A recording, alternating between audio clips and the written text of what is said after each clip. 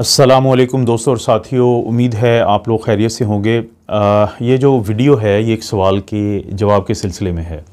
सवाल ये होता है कि जो बुज़ुर्ग होते हैं और जिनको एक ख़ास किस्म की बीमारी होती है जिसको हम कहते हैं ऑब्स्ट्रक्टिव स्लीप एपनिया, जिसके बारे में अभी आगे जाके मैं बात करूँगा, उसको समझाऊँगा आप लोगों को। तो क्या उनको बाकी जो मिडल एज या दरमियानी उम्र के लोग होते हैं, मरीज़ होते हैं ऑब्स्ट्रक्टिव स्लीप एपनिया के, क्या उनकी तरह एक मशीन जो लगाई जाती है रात को सोते हुए जिसको हम सीपैप कहते हैं, यानी कॉन्टीन्यूअस पॉजिटिव एयरवे प्रेशर, ये जिसकी आप तस्वीर भी देख रहे हैं, कि अक्सर लगाने से उनको प्रॉब्लम बनता है। तो इसके बारे में अक्सर लोगों का सवाल होता है कि बुज़ुर्गों को ये लगानी चाहिए या नहीं, जिनको ऑब्स्ट्रक्टिव स्लीप एपनिया का मसला होता है।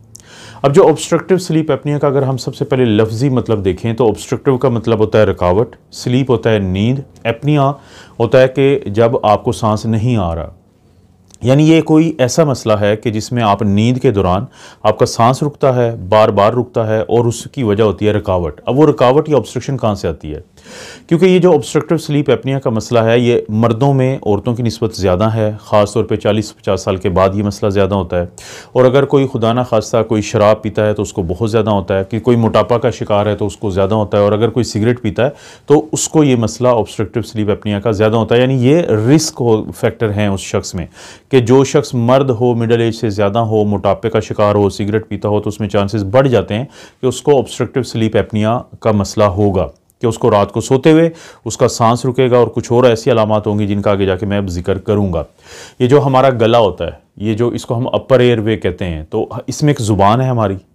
एक ऊपर तालू है जिसको हम सॉफ्ट पैलेट कहते हैं, और तालू के साथ अगर आप शीशे के सामने मुंह खोल के आप लाइट मार के जायज़ा लें तो एक चीज़ गोश्त लटका होता है,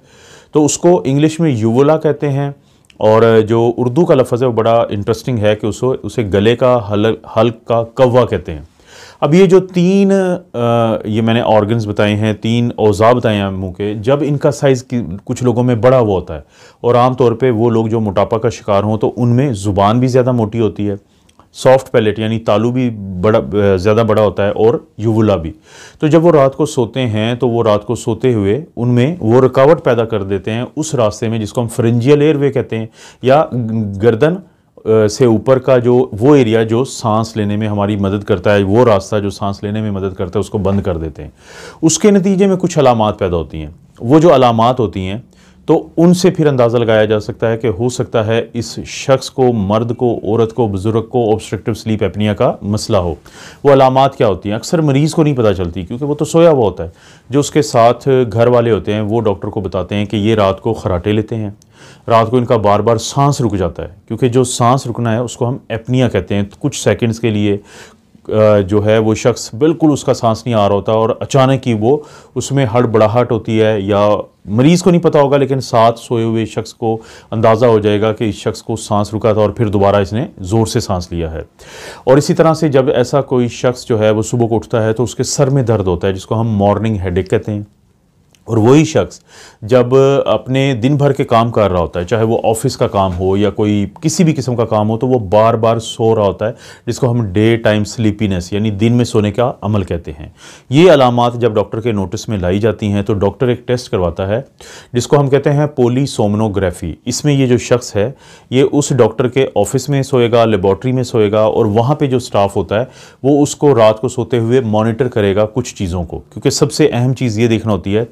कि जो ऑक्सीजन का जो लेवल है सोते हुए ऐसे शख्स का जिसको रुकावट आ जाती है वो कितना ड्रॉप हुआ ऑक्सीजन सैचुरेशन, उस मरीज़ का जो दिल की रफ्तार है, हार्ट रेट, वो कितनी रही, सांस की रफ्तार कितनी रही। और उसके अलावा ये देखते हैं कि एक चीज़ होती है जिसको हम कहते हैं एपनिया हाइपनिया इंडेक्स। एपनिया कहते हैं सांस का रुकना कुछ सेकंड्स के लिए, यानी 10 सेकंड से ज़्यादा अगर किसी का सांस रुक जाता है तो उसको हम एपनिया कहते हैं। हाइपनिया कहते हैं कि उससे ज़्यादा टाइम के लिए जो सांस है उसमें रुकावट तो होती है लेकिन सांस मुश्किल से इंसान ले रहा होता है। हाइपो हमेशा कहते हैं कम को। तो बाज़ औक़ात सांस बिल्कुल रुकना और बाज़ औक़ात रुकावट के साथ होना, उसको हम पूरी उस सोने के अमल के दौरान, फ़र्ज़ करें कोई शख्स वहाँ पर फ़र्ज़ करते हैं कि 5 घंटे सोया है, तो 5 घंटे के दौरान कितनी दफ़ा ये एपिसोड हुई हैं एपनिया की और हाइपनिया की, उसको फिर हम तकसीम करते हैं 5 से, तो हमें 1 घंटे में जो मिलते हैं कि इतनी दफ़ा ये शख्स जो है उसका सांस रुका है, सांस में रुकावट आई है 1 घंटे में, तो इसको हम कहते हैं एपनिया हाइपनिया इंडेक्स या AHI। नॉर्मल होना चाहिए 5 से नीचे, यानी 1 घंटे में। 5 से लेकर 15 तक अगर किसी को है तो उसको हम हल्की बीमारी कहते हैं, और अगर किसी का 15 से 30 के दरमियान है 1 घंटे में तो उसको हम दरमियानी या मॉडरेट शिद्दत की बीमारी कहते हैं। और अगर किसी का AHI या एपनिया हाइपनिया इंडेक्स 30 से ज़्यादा हो तो उसको हम शिद्दत की बीमारी कहते हैं। और इसके अलावा डॉक्टर ब्लड प्रेशर भी देखता है और ECG भी देख रहे होते हैं जो स्टाफ होते हैं, तो इस तरह करके पूरी मॉनिटरिंग होती है। और इस पूरे अमल को हम क्या कहते हैं, पॉलीसोमनोग्राफी। तो जिसके बाद फिर ये फैसला किया जाता है कि अगर किसी शख्स को मॉडरेट या स्वेयर यानी शिद्दत की बीमारी है या दरमियानी उसकी है तो उसको कुछ इलाज तजवीज़ किया जाता है। कि अगर किसी का शख्स का वज़न ज़्यादा है तो उसको कहा जाता है कि वो अपने वज़न को कम करें। अगर वो सिगरेट या शराब नोशी का शिकार हैं तो उनको कहा जाता है कि उसको कम करें, उसको बंद करें। एक्सरसाइज की तलकीन की जाती है। और उसके अलावा अगर कोशिश की जाती है कि ऐसा शख्स जिसको ऑब्स्ट्रक्टिव स्लीप एपनिया की तशखीस हो जाए, एक दफ़ा जो ENT यानी ईयर नोज़ थ्रोट यानी नाक कान गले का जो डॉक्टर है उसके पास भेजा जाता है ताकि उसका पूरा मुआयना करके देखे कि उसके ये जो तीनों ऑर्गन्स मैंने बताए थे कि ज़ुबान है यानी टंग, सॉफ्ट पैलेट यानी तालू, और जो युवला या जिसको हम हलक का कौवा या गले का कौवा कहते हैं कि वो कितने बड़े हुए हैं, क्योंकि उसकी बुनियाद पे आगे एक फ़ैसला होता है, वो मैं आखिर में बताऊंगा। लेकिन फिर कहा जाता है कि ये जो एक्सरसाइजेज, वज़न कम करना, इसके बावजूद अगर किसी को ये मसला रहे तो फिर उस मशीन का दोबारा जिक्र आएगा जो आप अब तस्वीर देख रहे हैं। इसको हम कहते हैं CPAP machine, continuous positive airway pressure. Continuous का मतलब है मुसलसल, पॉजिटिव का मतलब है कि मुस्बत, यानी कि जो एयरवे प्रेशर के हमारी सांस की नाली में पॉजिटिव प्रेशर डाला जाता है, तो CPAP इसे कहते हैं। जैसे मिसाल के तौर पे जब हम अंदर सांस लेते हैं नॉर्मली, जैसे अभी मैं बात कर रहा हूँ या आप सांस ले रहे हैं, तो हम नेगेटिव प्रेशर बनाते हैं अपने जिस्म के अंदर, फेफड़ों के इर्द गिर्द की झिल्ली के अंदर। तो वो जो नेगेटिव प्रेशर होता है वो बाहर के जो ऑक्सीजन है या हवा है उसको हमारे जिस्म के अंदर लेके जाता है। ये बिल्कुल ऐसे ही है जैसे आप कोई सॉफ्ट ड्रिंक पिएं तो आप जो स्ट्रॉ होता है उसके अंदर एक नेगेटिव प्रेशर बनाते हैं, तो जिसकी वजह से जो बॉटल के अंदर मशरूब होता है, जो भी आप सॉफ्ट ड्रिंक पी रहे हैं, तो आपके अंदर चला जाता है क्योंकि आपने एक नेगेटिव प्रेशर क्रिएट किया। लेकिन अगर आप पॉजिटिव प्रेशर और मुसलसल पॉजिटिव प्रेशर के बारे में आप थोड़ा महसूस करना चाहते हैं तो जब आप पंखा चलाते हैं, ख़ासतौर पे ये जो घरों में पेडिस्टल फैंस होते हैं उसके सामने आप मुंह खोल के बैठ जाएं, तो जो कंटिन्यूस प्रेशर आपके अंदर जा रहा है बाहर से अंदर, तो उसे कहे हैं कंटिन्यूस पॉजिटिव एयरवे प्रेशर। ये नेगेटिव जो प्रेशर है उसकी अपोजिट है, उसकी ज़िद है। तो ये जो मशीन होती है ये मुसलसल कुछ ना कुछ, यानी 5 सेंटीमीटर हो सकता है वाटर का जो प्रेशर है वो, या 7 या 10, जो भी आपका डॉक्टर आपकी कंडीशन को देखते हुए मुनासिब समझता है, तो वो आपको तजवीज़ कर देता है कि रात को सोते हुए आपने ये मास्क लगाना है। ये जो मास्क है ये एक ट्यूब के ज़रिए या पाइप के ज़रिए उस मशीन से जुड़ा होता है जो एक डब्बे की तरह होती है, उस पर डॉक्टर ने सेटिंग की होती हैं, तो वो आप लगा के आराम से सो सकते हैं। आपके खराटों में फ़र्क पड़ेगा। इसी तरह से आपका जो बार बार रात को उठना है और इसी तरह से सांस रुकने का अमल है, इसमें बहुत ज़्यादा फ़र्क पड़ जाएगा। क्योंकि देखें, आपके दफ्तर का काम डिस्टर्ब हो सकता है, अगर खुदा न खास्ता ड्राइविंग के दौरान आपको एक्सीडेंट पेश आ सकता है अगर आप इस बीमारी का शिकार हैं और इसका इलाज नहीं करवाते हैं। अक्सर लोगों को हर रात कुछ घंटे जब वो CPAP लगाते हैं तो वो सुकून की नींद सो सकते हैं। आप अपने डॉक्टर से जब बात करेंगे, और ये मशीन जो है आपका AHI यानी एपनिया हाइपनिया इंडेक्स भी मेजर करती रहती है। ये आपकी सैचुरेशन के अलावा जो बाकी पैरामीटर्स हैं और भी वो रिकॉर्ड का हिस्सा बनते हैं। तो जब आप डॉक्टर के पास जाते हैं तो इसके अंदर एक पूरा रिकॉर्ड जमा हुआ होता है।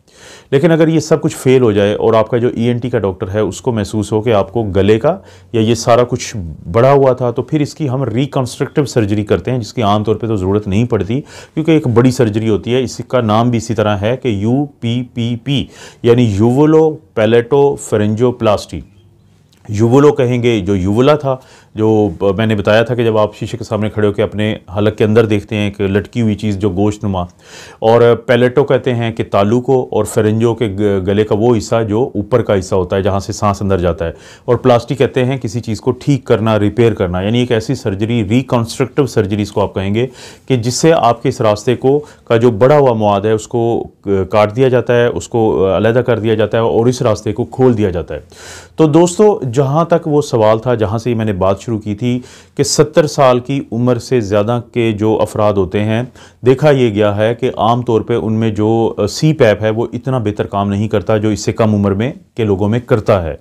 और बाज़ औक़ात तो ये हो सकता है कि मांस की लीकेज का प्रॉब्लम हो, लेकिन उसके अलावा भी जो बुज़ुर्ग होते हैं वो आमतौर पे ज़्यादा बर्दाश्त नहीं कर पाते ये जो CPAP की जो मशीन है इसको, अगरचे उनको ऑब्स्ट्रक्टिव स्लीप एपनिया का मसला होता है। तो इसलिए अगर आपके घर में कोई बुज़ुर्ग हैं जिनकी उम्र 70 साल से ज़्यादा है, 75 साल से ज़्यादा है, 80 साल से ज़्यादा है, उनको ये प्रॉब्लम है ऑब्स्ट्रक्टिव स्लीप एपनिया का, उनको ये मशीन जो है CPAP की जो मशीन है, कंटिन्यूस पॉजिटिव एयरवे प्रेशर की जो मशीन की जो रिकमेंडेशन है डॉक्टर ने तजवीज़ की हुई है, तो उनसे कोशिश करें कि ये बात ज़रूर डिस्कस कर लें कि जो स्टडीज़ होती हैं तो बाकायदा इसके ऊपर स्टडीज़ हैं, आप ये गूगल करके आप ख़ुद भी सर्च कर सकते हैं। तो उसमें बताया गया कि ये जो बुज़ुर्ग हैं ये इस चीज़ को बर्दाश्त नहीं करते तो दूसरे तरीके आजमाए जाए। कोशिश की जाए कि इनको बताया जाए कि आपने अपने सीधा लेटने के बजाय आप साइड पे लेटें। जब आप साइड पे लेटते हैं तो आपका ये जो रास्ता होता है जिससे आपने सांस लेना होता है, ऊपर का रास्ता, तो ये खुल जाता है। और इसी तरह से फिर वज़न पे ज़्यादा तवज्जो दी जाती है, सिगरेट नोशी कम करने और छोड़ने पे तवज्जो दी जाती है।